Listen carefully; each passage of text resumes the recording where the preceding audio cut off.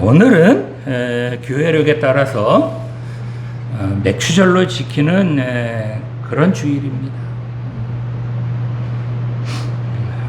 여러분, 맥추절 하면 어떤 생각이 드십니까? 요즘같이 4차 산업시대에 무슨 농사 짓던 그 절기, 그런 절기인 맥추절을 지금 뭐 꼭 지켜야 됩니까?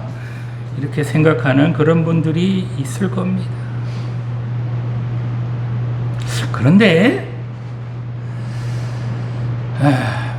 그 맥추절 절기가 과연 농사 짓는 사람에게만 한정되는 그런 절기냐, 농사 짓는 사람들만 드리는 그런 절기냐라는 것은 한번 생각해 볼 필요가 있습니다.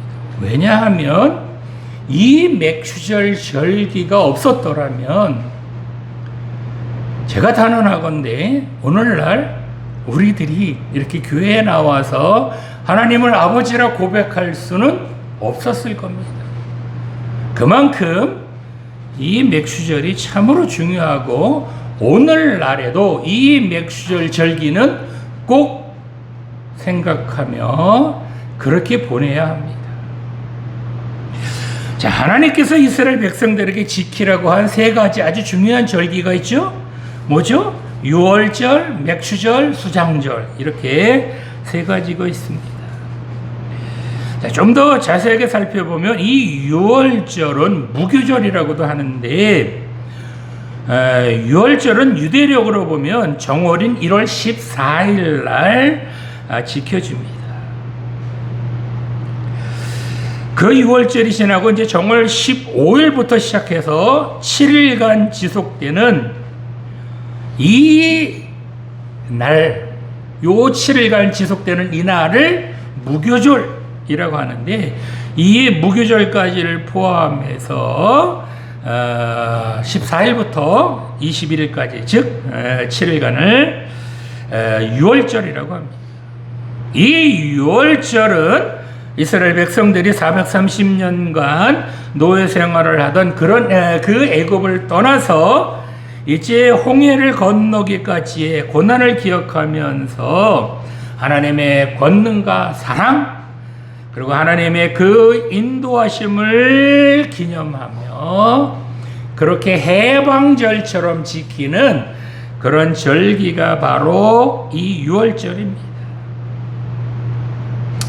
출애굽기 12장에 보면 이 유월절에는 어떤 것을 먹어야 하는지 말씀하고 있습니다. 양을 잡아서 그 피를 문설주와 기둥에 바르고 그 양고기를 불에 구워 무교병과 쓴 나물과 아울러 먹되 다 불에 구워 먹고 아침까지 남겨두지 말며 아침에 남은 것은 곧 불사르라 라고 말씀하셨습니다.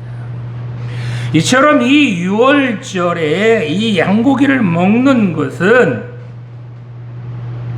물론 애굽에서 그렇게 무사히 10번째 재앙을 무사히 은혜 가운데 넘기고 그렇게 애굽에서 나온 것을 기념하기도 하지만, 또한 성전에서 행하던 그런 희생 제사도 기억하라는 것으로 이스라엘 백성들이 이렇게 하나님의 은혜로 구원받았다는 것을 잊지 말라는 것입니다.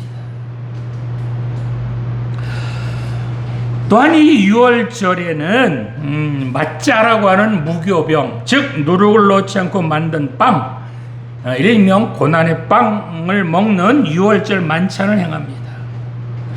이렇게 누룩 없는 빵을 먹으라는 것은 바로 발효 시간, 누룩이 들어가면 발효되고 기다려야 되잖아요. 그런 기다리는 시간 없이 그냥 시간을 줄여서, 그래서 빨리 애굽에서 나가라 라는 그런 의미로 누룩 없는 빵을 만들어 먹었습니다. 한 가지 생각해 봐야 될 것은 이 무교병에 들어가지 말아야 할 것이 바로 이 누룩인데, 이 누룩이라는 것이 성경에 보면요, 죄를 상징하는 경우가 많기 때문에 이 누룩을 넣지 말라라는 말씀이기도 합니다. 지금 애굽을 떠나는 이스라엘 백성들에게 누룩 없는 그런 빵을 먹어라 라고 하시는 이유는 바로 과거 하나님을 모르고 살 때에 그 애굽의 풍속 가운데서 그렇게 죄를 지으며 살던 그런 모든 것들, 그런 죄, 그런 허물들, 그런 것들을 다 버리라는 겁니다. 이제 하나님께서 약속하신 그 가나안 땅으로 가는데 애굽에 살면서 지었던 그런 과거의 그 죄들을 이제는 모두 버리라는 겁니다. 또한 이 유월절에는 쓴나물을 먹는데 이 쓴나물을 먹을 때 느끼는 쓴맛이 있죠. 이 쓴맛은 이스라엘 백성으로 하여금 애굽에서 노예로 살던 그런 쓰라린 삶을 잊지 말아라 라는 것입니다. 이처럼 무교봉과 쓴나물을 함께 먹는 것은 애굽에서 우상 섬기고 죄짓고 살던 그런 과거의 삶이 바로 쓰라린 삶, 그런 삶이며 고난의 삶, 고통의 삶이었다는 것을 잊지 말고 기억하라는 겁니다. 그래서 이런 고난과 고통의 생활로부터 그렇게 구원해 주신 하나님께 감사하는 마음, 그 마음을 늘 기억하라고 이 유월절을 지키라는 겁니다. 이스라엘 백성들이 반드시 지켜야 하는 두 번째 절기가 바로 맥추절입니다. 이 맥추절은 밀을 거두는 시기에 첫 곡식단을 베어서 하나님께 드리는 그 초실절부터 시작되는 절기가 바로 이 맥추절입니다. 이 맥추절은 태양력으로는 한 5월에서 6월경이고요. 유대력으로는 3월달입니다. 이 맥추절, 즉 77절이라고도 하는데 이 77절은 보리를 첫 수확하는 초실절 이후 49일까지, 즉 7날을 7번 하는 거죠. 그래서 77, 그래서 77절이라고 그럽니다. 77에 49죠? 그죠? 그래서 초실절 후에 49일까지가 77절이고요. 50일째 되는 날에 추수를 마치고 감사 제사를 드렸기 때문에 요 50일째 되는 날을 오순절이라고 그렇게 부르기도 합니다. 순이라는 것은 열을 하나의 묶음으로 순이라고 그래요. 그래서 5번, 열을 5번 묶은 거, 그래서 오순절입니다. 사순절은 열을 4번 묶어서 사순절이라고 그래요. 자, 그러면 이스라엘 백성들이 반드시 지켜야 하는 세 번째 절기, 바로 수장절입니다. 이 수장절은 초막절 또는 장막절이라고도 합니다. 이 수장절에는 이스라엘 백성들이 7일 동안 이제 야훼 초막을 지어놓고 조상들이 애굽을 탈출해서 광야 40년 동안 그렇게 초막을 지어놓고 생활하는 그런 것을 기념해서 그렇게 드리는 그런 절기이기도 하고, 그리고 이 수장절은 가을철에 드리는 그런 절기인데, 가을철에 곡물을 추수해서 그래서 저장하는 그때를 기념해서 지키는 절기, 그것이 바로 이 수장절입니다. 이 수장절은 하나님의 은총으로 가나안 땅에 오게 된 것에 감사하며, 뿐만 아니라 이스라엘 백성들이 초막에서 살았던 것을 잊지 않고 그 정신을 후대에 전하기 위하여 이 수장절을 지켰습니다. 자, 요약해보면 유월절은 종살이하던 애굽에서 해방된 날을 기념한 그런 날이 바로 유월절이고요. 맥추절은 밀과 보리를 수확하는 때, 그렇게 그때 드리는 절기, 그리고 수장절은 가을철 추수로 할 때 그때 드리는 그런 절기가 바로 이 수장절입니다. 이스라엘 백성들이 지킨 이 3대 절기 중에서 오늘 우리가 지키는 절기가 바로 이 맥추감사절입니다. 이 맥추감사절은 곡물 중에서 한 해 첫 수확을 할 때에 하나님께 특별 예배를 드리는 그런 감사절기다라고 말할 수 있습니다. 이때 한 해 첫 곡물을 수확하는 그 곡식이 뭐냐? 바로 주로 보리하고 밀이었다고 합니다. 농경사회가 주가 아닌 오늘날에 이 같은 이 맥추감사 절기를 지키는 것이 무슨 의미가 있느냐라고 생각하는 사람들도 있을 겁니다. 아니 그 구닥다리 구약시대의 그 절기를 굳이 오늘날까지 지킬 필요가 있느냐라고 생각할 수 있습니다. 그런데 이 맥추절이요, 구약시대가 끝나고 맥추절이 없어진 게 아니에요. 신약시대에도 이 맥추절이 연결되는데 바로 오순절로 지켜지면서 그 절기를 유지해 왔음을 알 수 있고, 그 오순절 날 바로 성령 강림 사건이 있게 되었습니다. 이 오순절 날 성령 강림이 있게 된 이때부터 바로 오늘날의 교회라고 할 수 있는 이 교회가 시작되었다는 겁니다. 따라서 오늘날 교회들은 이 오순절을 성령 강림절로 아주 중요하게 지키고 있습니다. 자, 그렇다면 맥추절은 다른 명절들하고는 어떤 관계가 있을지 살펴보겠습니다. 먼저 맥추절은 유월절과 연결되어 있다는 겁니다. 이 유월절은 애굽에서 해방된 것을 기념하는 그런 기념절로 정월 14일 저녁에 유월절 만찬을 먹음으로써 유월절이 시작됩니다. 유월절 다음 날부터 무교절 7일째 되는 날, 그날이 바로 안식일인데, 안식일이 지난 다음 날이 바로 첫 열매를 거두어서, 이 첫 열매라는 것은 보리나 밀을 말해요. 보리나 밀을 거두어서 하나님께 드리는 초실절 절기가 바로 요때입니다. 요 초실절이 시작되는 요 시점부터 맥추절이 시작이 됩니다. 따라서 유월절은 맥추절로 이어지고요, 맥추절은 이제 초실절로 시작된다는 겁니다. 자, 그러면 왜 맥추절을 초실절이라고도 할까 한번 살펴보겠습니다. 이 초실절은 보리 수확을 시작하기 전에 먼저 하나님께 감사 제사를 드리는 그런 절기가 바로 이 초실절입니다. 무교절 7일째 되는 날이 바로 안식일이라고 그랬잖아요. 이 안식일 다음 날 새벽에 이스라엘 전체를 대표한 사람이 이제 밭에 나가서 처음 익은 보리 한 단을 베어서 제사장에게 드립니다. 그러면 그 제사장이 성전에서 그 곡식을 흔들어서 드리는 그런 제사를 요제라고 하거든요. 이렇게 흔들어 드리는 요제로 초실절 제사를 드렸습니다.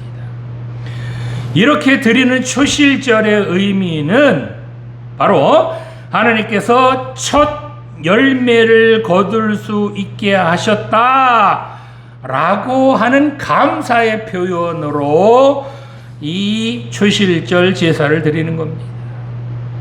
이렇게 성전에서 첫 수확을 거두어서 그 열매로 초실절 제사를 드리고 난 후에야, 그래야 이스라엘 백성들이 비로소 밭에 나가서 밀과 보리를 수확해서 먹거나 시장에 내다 팔기도 했다는 겁니다. 즉 이스라엘 백성들은 자기들이 먹거나 팔기 전에 반드시 제일 먼저 하나님께 감사를 드렸다는 겁니다. 이처럼 첫 열매를 드린 것은 첫 것, 즉 가장 먼저 수확한 것을 하나님께 구별하여 드렸다라는 것을 말합니다. 자, 이처럼 맥주절 절기를 지키는 것은요, 단순히 먹을 것을 풍성하게 주시어서 감사합니다 라는 그런 의미만은 아니라는 겁니다. 이 보리 추수를 시작하기 전에 하나님께 제일 먼저 수확한 보리 그 한 단을 드리는 것은 이렇게 자기들에게 먹거리를 주신 그분이 바로 하나님이시다 라는 고백으로 드린다는 겁니다. 농사를 짓는 농부가 아무리 땀을 많이 흘려 농사를 짓는다고 할지라도 전능하신 하나님께서 때와 시기에 맞추어서 햇빛과 비를 주셔야, 그래야 모든 곡식이 열매를 맺을 수 있게 됩니다. 그래야 하나님께서 정확한 때에 햇빛과 비를 주셔야 곡식들이 열매를 맺을 수 있게 되는데, 이렇게 자기들에게 먹거리를 주신 그분이 하나님이시다 라는 고백으로 드리는 것, 그것이 바로 초실절 열매라는 겁니다. 또한 이렇게 보리 한 단을 하나님께 먼저 드리는 것은 모든 일을 하나님 앞에서, 이제 나머지 추수까지도 모든 일을 하나님 앞에서 부끄러움 없이 하겠다라는 그런 표시이고, 또 어떤 일을 하든지 늘 하나님과 동행하면서 살겠습니다 라는 고백이 깃들어 있는 것이라고 합니다. 오늘날 우리 농사 짓지 않지 않아요? 농사 짓는 분들은 소수죠. 이렇게 직장 생활을 하고 사업을 하는데 어떤 농사 짓는 거나 별반 다를 게 없다는 겁니다. 농사도 하나님께서 주관하여 주셔야 열매를 맺을 수 있는 것처럼, 하나님께서 우리들에게도 직장을 허락하여 주셔야 우리가 일할 수 있고요, 우리가 사업을 할 때도 하나님께서 도와주셔야 그 사업을 할 수 있는 겁니다. 내가 아무리 똑똑하고 아무리 잘났을지라도 하나님 도움 없으면요, 우리는 아무것도 할 수 없어요.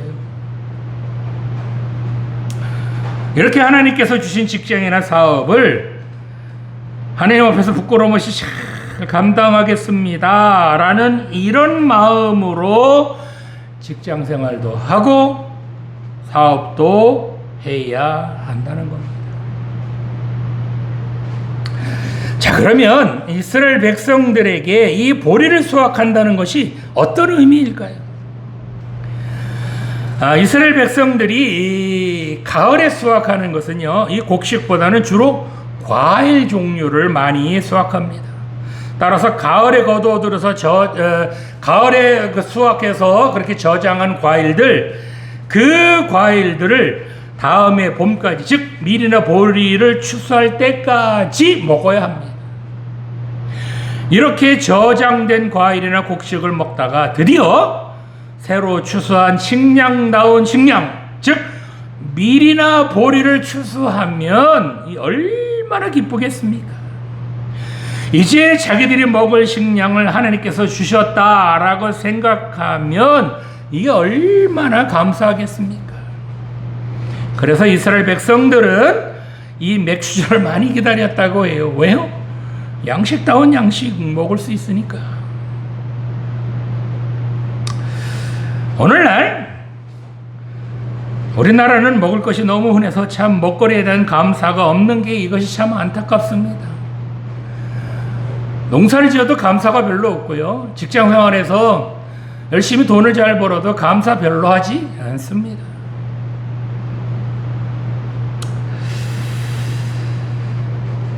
그저 음식물 아무 거리낌 없이 먹기 싫으면 버리죠. 우리나라뿐만 아니라 전 세계적으로 버려지는 그 음식물, 그것으로요 지구상에 있는 굶주리는 모든 사람들을 먹이고도 남을 정도로 그렇게 많이 버려진다고 합니다.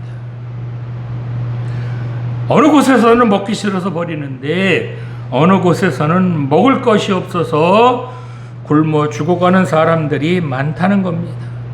여러분 깊이 생각해 보시기 바랍니다. 자, 그러면 맥추절과 오순절은 어떤 관계가 있습니까? 유월절이 지나면서 시작된 초실절에 처음 익은 곡식을 하나님께 드리고 나면 이제 백성들이 마음껏 먹기도 하고 내다 팔기도 합니다. 이렇게 49일 동안 77이 49 7주간이에요. 7주간 그렇게 수확을 하다가 그 다음날 49일 다음인 50일째 되는 날, 그날이 되면 수확을 마치게 된다는 겁니다. 이렇게 수확을 마치는 것을 기념해서 50일째 되는 날에 성전에서 추수한 곡식으로 2개의 떡을 만들어서 하나님께 감사 제사를 드렸는데 바로 이 날이 오순절 날입니다. 그래서 이렇게 오순절 날 하나님께 떡을 만들어 드리는 이 떡이 바로 그래서 오순절 떡이라고도 합니다. 자, 그러면 결국 맥추절은 무엇일까요? 바로 첫 열매를 드린 초실절에서 시작하여 보리 추수를 수확하는 49일, 즉 77절 동안 추수를 하고 난 후에 보리 추수를 마친 것을 감사하는 50일째는 날, 즉 오순절까지의 전부를 맥추절이라고 하는 것입니다. 자, 그러면 구약시대의 맥추절이 오늘날을 살아가는 지금 우리하고 무슨 상관이 있겠습니까?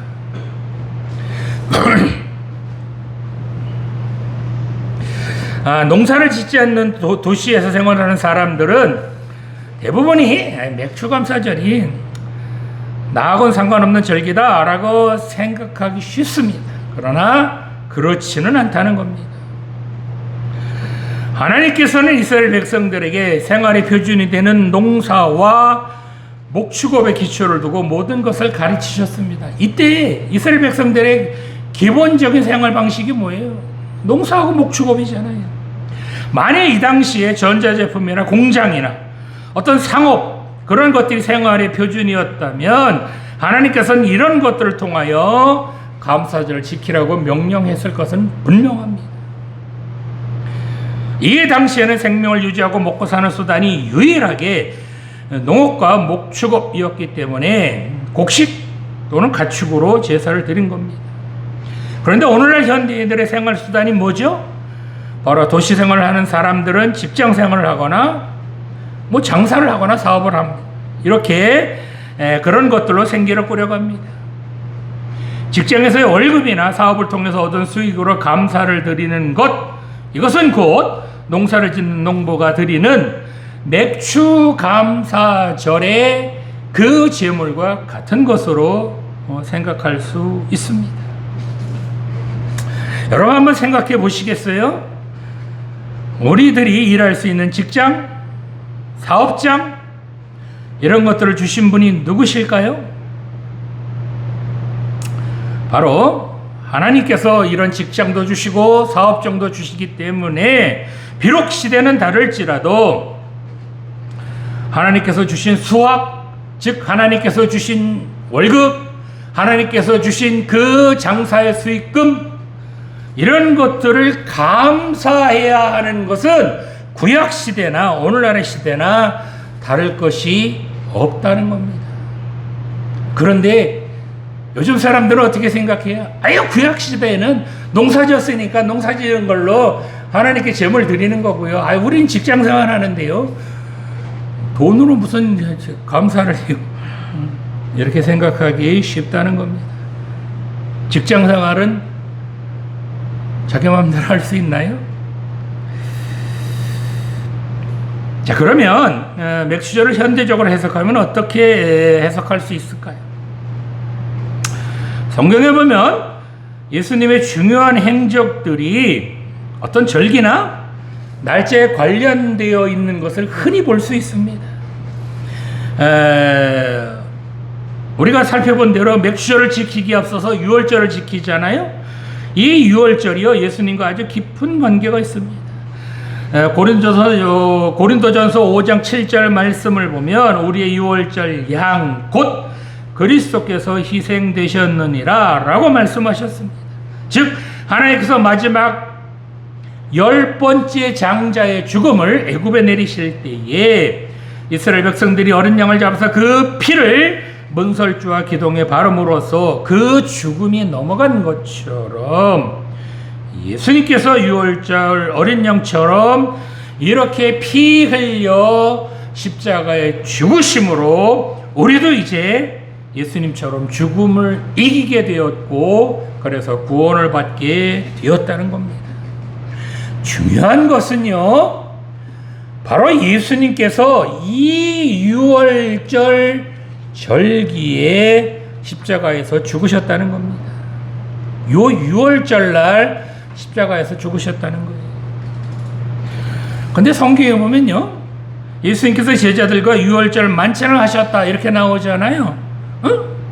그러면 유월절 만찬은 유월절 날 하는 건데 뭐가 이상하네? 예수님 안 죽으셨는데 이렇게 생각할 수 있어요. 근데 학자들은요, 이것은 예수님께서 미리 자기가 죽으실 것을 아시고 미리 하루를 앞당겨서 제자들과 함께 유월절 만찬을 행했다, 이렇게 학자들은 해석을 합니다. 이것이 옳은 해석이라고 봅니다. 이렇게 예수님께서 유월절 어린 양으로 십자가에서 피 흘려 죽으셨기 때문에 여러분들이 구원받았다는 것,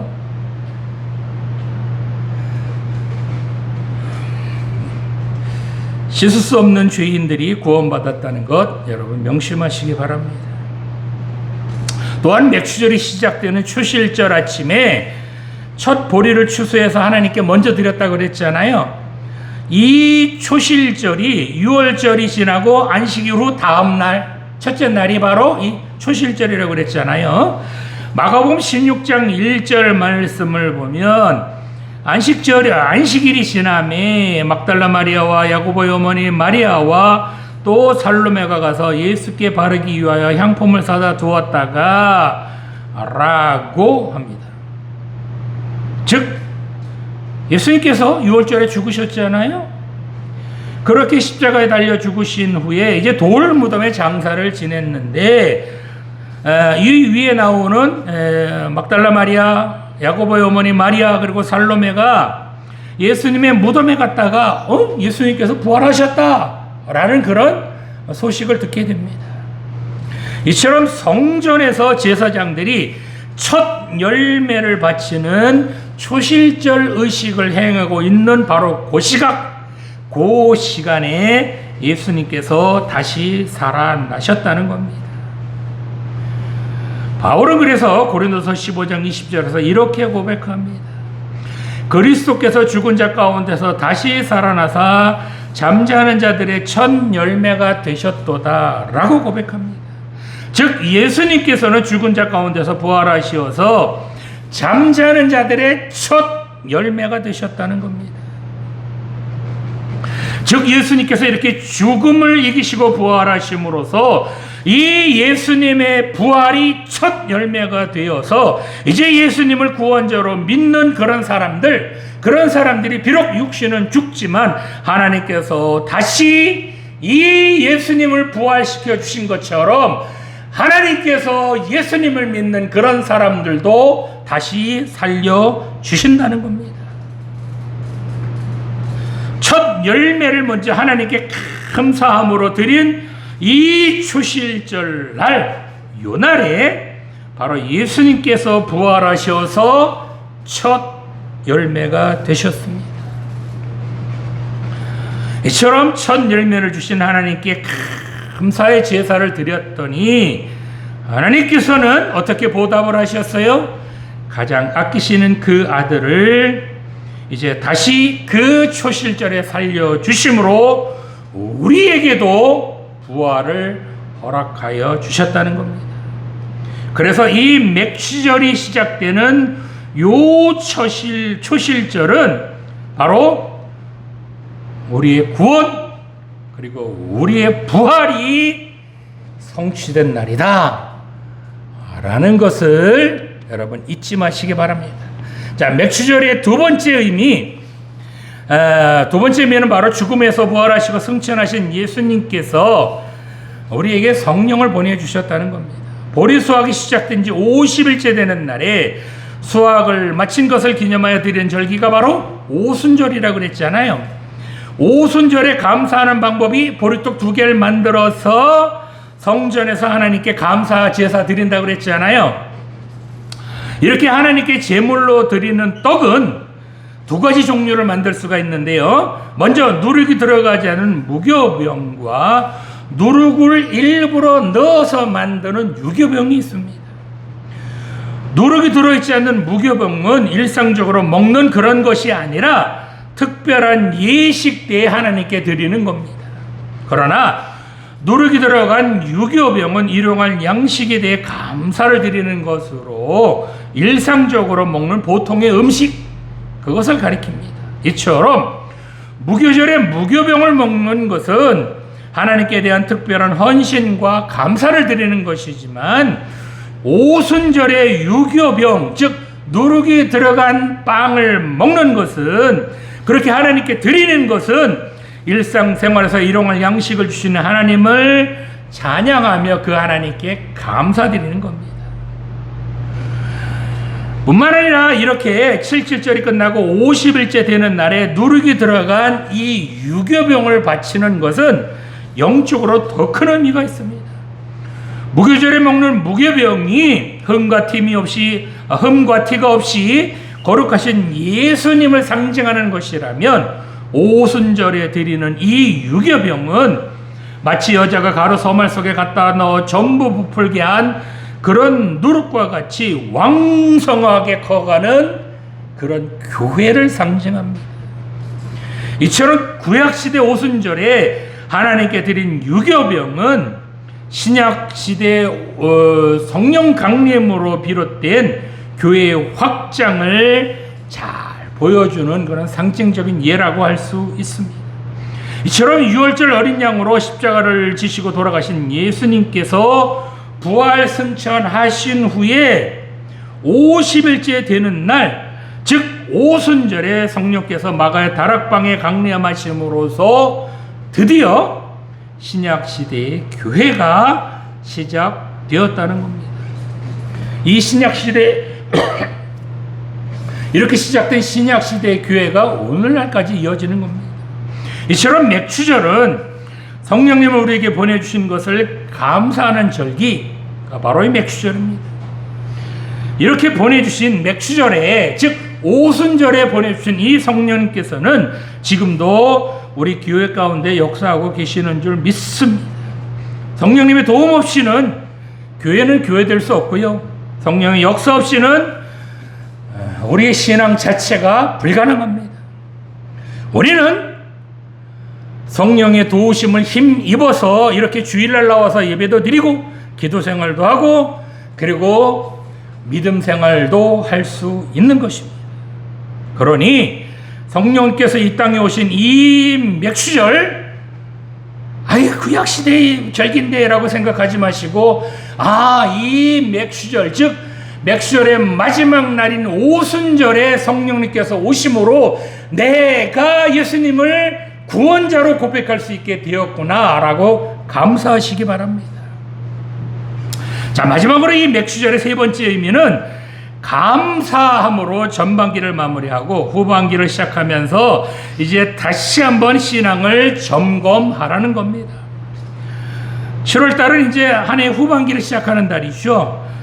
지난 6개월 동안에도 오직 하나님의 은혜로 살아온 것, 그것을 감사하며 이제 남은 후반기를 감사함으로 출발하는 것, 그것이 오늘날 우리들이 맥추절을 보내는 자세라고 할 수 있습니다. 이처럼 감사할 때 기적이 일어나고요, 감사할 때 하나님의 은혜를 체험할 수 있다는 것 명심하시기 바랍니다. 자, 이렇게 맥추절을 지키는 백성들에게 하나님께서 어떤 약속하셨죠? 자, 오늘 본문 24절 보면 내가 이방 나라들을 내 앞에서 쫓아내고 내 지경을 넓히리니 내가 매년 3번씩 여호와 네 하나님을 뵈려고 올 때에 아무도 내 땅을 탐내지 못하리라 라고 말씀하셨습니다. 하나님께서 지키라고 하신 이 절기들을 지킬 때, 그때 하나님께서 원수들을 꺾어주시고 여러분들 헤아려는 세력들로부터 여러분들을 안전하게 지켜주실 것, 그거 믿으라는 겁니다. 그러니 어떻게 하라고요? 하나님께서 지키라고 하신 절기 잘 지키라는 겁니다. 오늘 예배 드리시는 성도 여러분, 구약시대 절기 왜 지금도 지켜야 하느냐라고 생각하지 마시고 이 맥주절을 통하여 다시 한번 하나님의 사랑 깊이 생각해 보시기 바랍니다. 예수님께서 이 맥주절에 부활하심으로 우리도 부활할 수 있게 되었고요. 또 맥주절 마지막 날인 오순절에 성령께서 이 땅에 오심으로 우리가 이렇게 예수님을 구원자로 그렇게 부르며 신앙생활을 할 수 있게 된 것입니다. 또한 이렇게 맥주절을 보내면서 반년 동안 지켜주신 하나님께 감사하며 남은 반년도 하나님 안에서 부끄럼 없이 살겠습니다 라고 다짐하시기 바랍니다. 그래서 올 한 해도 하나님께서 기뻐하시며 뿐만 아니라 여러분에게는 큰 기쁨이 넘치는 그런 2021년 남은 반년이 되시기를 간절히 소망합니다. 기도드리시겠습니다. 지금도 살아계신 하나님 아버지, 오늘 맥주절을 지키게 하여 주시니 감사드립니다. 이 맥주절은 구약시대에 지켰던 명절로만 생각할 것이 아니라 오늘날에도 이 맥주절을 지키면서 하나님의 사랑을 깊이 생각해보는 그런 절기 되게 하여 주시옵소서. 하나님께서 지키라고 하시는 절기마다 다 의미가 있고 하나님의 뜻이 있는 줄 믿습니다. 오늘 우리가 드리는 이 맥주절을 통하여 부활의 첫 열매가 되신 그 예수님 때문에 우리도 부활시켜 주실 것을 믿게 하여 주시니 감사드립니다. 또한 이 맥주절의 마지막 날인 오순절에 성령님을 이 땅에 보내주시어서 우리가 신앙생활을 할 수 있도록 교회를 시작하게 하여 주시며 또한 복음을 전할 수 있도록 은혜 내려주시니 감사드립니다. 이제 올 한 해도 절반 남았습니다. 지난 반년도 하나님께서 은혜 주신 것처럼 남은 올해 반년도 하나님께서 은혜 주시고 인도하여 주시고 지켜주시고 동행하여 주실 줄 믿습니다. 감사드리며 예수님 이름으로 기도드립니다.